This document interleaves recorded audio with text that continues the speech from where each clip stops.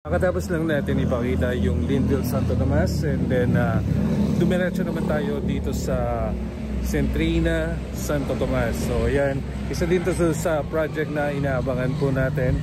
And yan, mapapansin nyo, ito po mga park na Millero, dito po yung magiging frontage niya. And sobrang lapit niya lang po sa Padre Pio.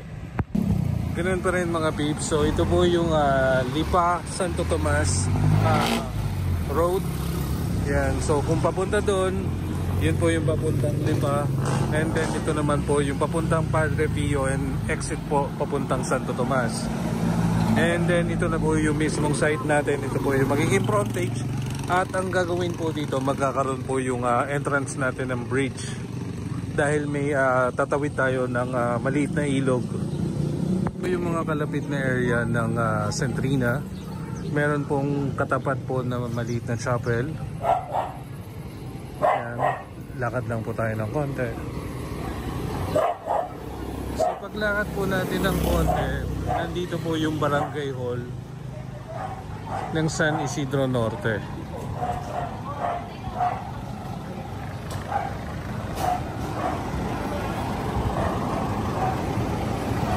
Ito mga peeps. Yan. Ito po yung barangay hall naman ng San Isidro Norte. So samahan nyo na ako mga peeps. Dahil sobrang init, without further ado, idodrone na po natin itong Centrina Santo Tomas. O yan mga peeps, meron naman tayong bagong project development na abangan dito kay Centrina. At this time, mas pinalapit na po kayo, lalo-lalo na doon sa mga deboto po natin kay Padre Pio. Alam nyo ba na less than 2 minutes away lang po ang ating Padre Pio Shrine. And siguro mga around 4 minutes naman yung drive natin going naman dito sa highway or national road ng Santo Tomas. At kung traffic naman po dito sa mismong papasok po ng Padre Pio, meron po tayong alternative road na pwedeng daanan dito po sa bagong bypass road from Santo Tomas. Yun po yung next nating gagawing video para at least aware po tayo kung saan pa po yung pinaka-passable area para just in case na mag-traffic po dito sa pagpasok po ng Padre Pio. Possible mag-accept na po kami ng reservation by this coming second or third quarter ngayong taon na to.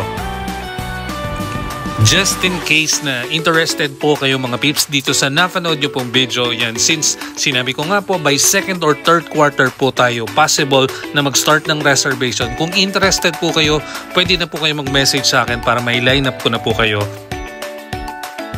And don't forget na rin po, i-like and follow nyo rin po yung aking Facebook page, ganoon din po yung aking YouTube channel, Marcus J, para lagi po kayong updated, especially dito na po kay Centrina Santo Tomas. Possible po na ang ilagay po natin mga model units ay kagaya po ng Centrina Alaminos. Yan.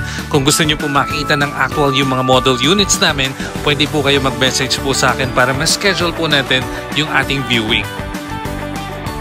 Again, my name is Mark Joseph Gigante, your real estate bro.